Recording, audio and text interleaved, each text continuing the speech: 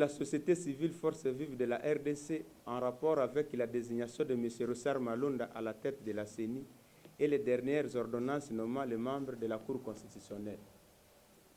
Du vendredi 4 au lundi 17 août 2020, la Coordination nationale de la société civile Force vive a organisé des journées de réflexion autour des thèmes ci-après.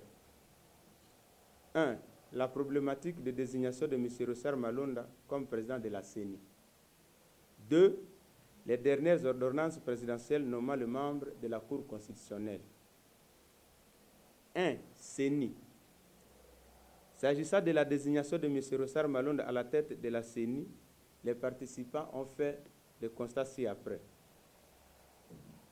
L'article 24 bis de la loi organique portant organisation et fonctionnement de la CENI stipule que le président de cette institution d'appui à la démocratie est issu de la société civile, a été respecté.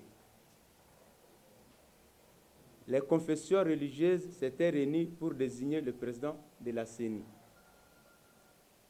Les critères mis en place par le secrétariat technique ont été acceptés par toutes les confessions religieuses ayant pris part au processus.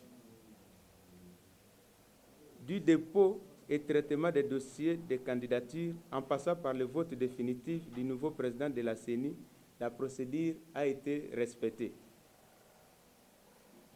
Le refus par certaines confessions religieuses ayant pris part au vote de reconnaître Rossard Malonda ne relève que de la mauvaise foi et a comme objectif de bloquer le processus déjà en cours en vue de nous amener dans un autre dialogue qui risque d'impacter négativement sur le cycle électoral. L'Assemblée nationale ne pouvait qu'entériner le choix des confessions religieuses car le PV ont servi de preuve. Il y a une intoxication et une désinformation de la population par certains politiciens et leaders d'opinion véreux après la désignation de Rossard Malonda. À l'issue de ce constat, qui du reste ne rassure pas un processus apaisé et qui risque de compromettre la tenue des élections en 2023, la société civile Force vive recommande ce qui suit. 1. À son Excellence, Monsieur le Président de la République, chef de l'État, d'user de toutes ses prérogatives lui reconnues par la Constitution en vue d'accélérer le processus de mise en place des nouveaux animateurs de la CENI afin que nous ayons les élections en 2023. 2. À l'Assemblée nationale, de rester sereine dans le processus d'entérinement des candidats issus des diverses parties prenantes au processus. 3. Au gouvernement de la République, de prendre toutes les dispositions qui s'imposent pour que le financement des élections ne souffre d'aucune faille. 4.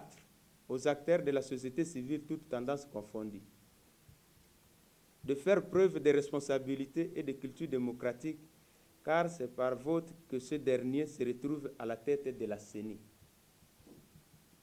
5. Aux acteurs politiques, toutes tendances confondues, d'éviter la désinformation et les discours haineux et tribaux à l'endroit de la population en vue de privilégier la paix sociale.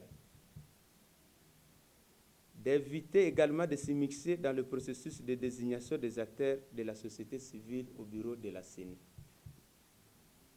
6. À la population congolaise tout entière, de ne pas se laisser manipuler par des politiciens et autres leaders d'opinion véreux qui chercheraient à les instrumentaliser pour des intérêts égoïstes. 2. Les ordonnances présidentielles. S'agissant des dernières ordonnances présidentielles nommant le membre de la Cour constitutionnelle, la société civile Force vive a également fait le constat ci-après. La procédure en la matière n'a pas été respectée, c'est-à-dire qu'il n'y avait pas eu débat ni au gouvernement, ni au Conseil supérieur de la magistrature. Le mandat de 2 membres de la Cour constitutionnelle permettait à la Cour de cassation courait encore jusqu'en avril 2021.